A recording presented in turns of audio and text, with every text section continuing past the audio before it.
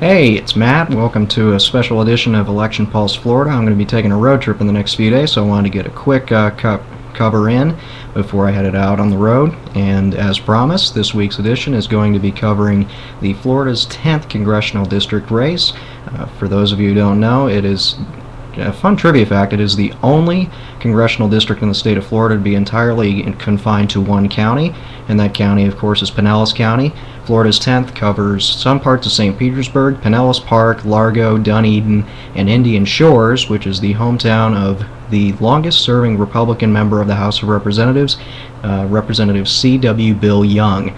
He's been serving in the House since 1971, and he has never won an election by less than 20% in his entire career, and he has never won with less, and he has only won with less than 60% of the vote only once, including the year 2008, last year, where he got 61% of the vote against the mayor of Dunedin, Bob Hackworth, and in this last election year he won pretty convincingly in a district that Barack Obama carried by about 5%.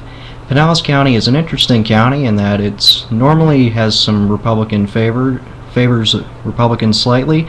The city of St. Petersburg has a Republican mayor and Rick Baker, but the city itself tends to trend Democratic, and the county is very competitive. Al Gore won the county in the year 2000, and President Obama won it in 2008, but President Bush won it in 2004 on his way to winning the state of Florida.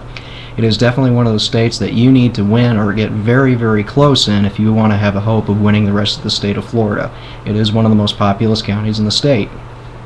And while Congressman Young has been considered one of the most unbeatable members of the Florida delegation of Congress for many years, this term has come out to be very different. As obviously he's been in the House a very long time, so he's been thinking about retirement for a little while.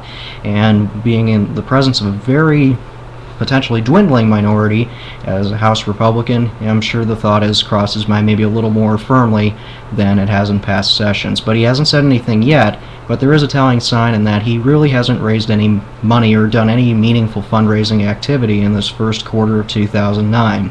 And if he wants to run for Congress again, he might want to get on his horse with that, because the Democratic Congressional Campaign Committee recruited a very good recruit, that being Pinellas County State Senator Charlie Justice, a Democrat from St. Petersburg, who is considered a rising star and was able to be successfully recruited by the DCCC and has decided he is going to be running.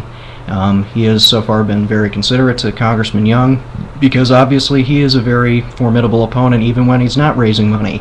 He's been around for a very long time, and he frankly has given the St. Pete area a lot of pork, and the voters of St. Pete have never forgotten that, as they've re-elected him, obviously, very handily over the next few years. But he's going to be faced with a few choices. He and many other Senate and House Republicans have elected to retire at the end of this term, and Young has been pretty non-committal this session. He was quoted in CQ Politics as saying, "Well, I've done some good stuff. I've got some interesting things going on," but he never really committed one way or another. But now that he has a legitimate opponent on the way, he's going to want to think about fundraising or start thinking about other opponents to run. And there are a few Republicans who have been pretty patiently waiting in the wings.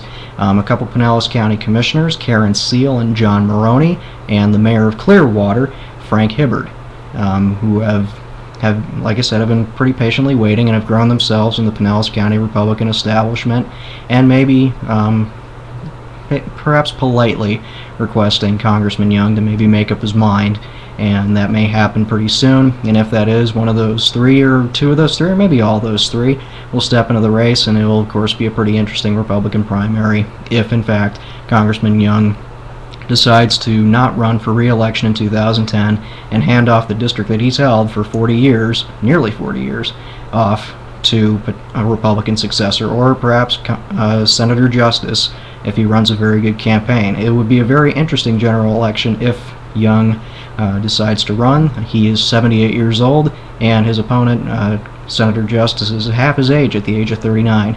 So it would be a battle of youth versus experience and the direction that Pinellas County would like to take, or at least North Pinellas County. The city of St. Petersburg proper is located in Florida's 11th Congressional District, which is non-competitive. But Florida's 10th what was normally a pretty non-competitive district looks to be very interesting. But as is the case with many ensconced incumbents like Congressman Bill Young, the ball really is in his court, even if he is having a hard time raising money or just deciding not to for a while. So that's the story for now. Next week we'll be covering another congressional race, and we hope you'll come back soon. I'll see you next week. I'm heading out on the road. Bye-bye.